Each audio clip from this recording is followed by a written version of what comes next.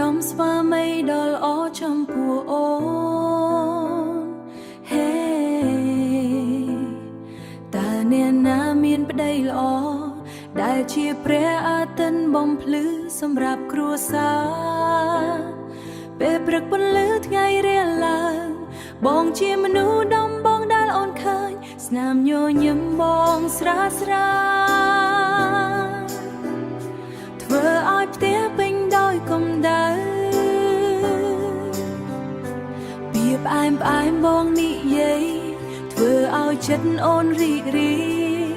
មិនថាថ្ងៃលំបាកប៉ុណ្ណាបងនៅក្បែរមិនដែលឆ្ងាយបងមិនត្រឹមជាស្វាមីបងជាកម្លាំងចិត្តអូនបងជាមនុស្សដែលអូនអាចពឹងផ្អែកគ្រប់ពេលវេលាបងជាឧត្តមស្វាមីដ៏ល្អចំពោះអូន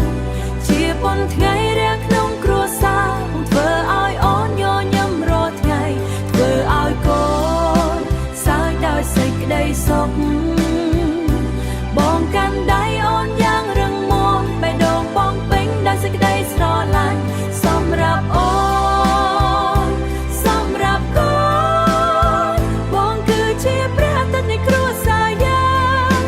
ព្រះអាទិត្យនៃគ្រួសារយ៉ាងពេលកូនយំកណ្ដាលយប់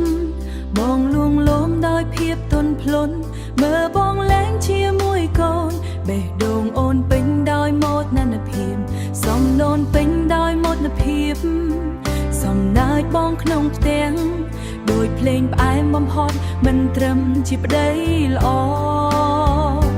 បងជាឪពុកល្អសម្រាប់កូនយើ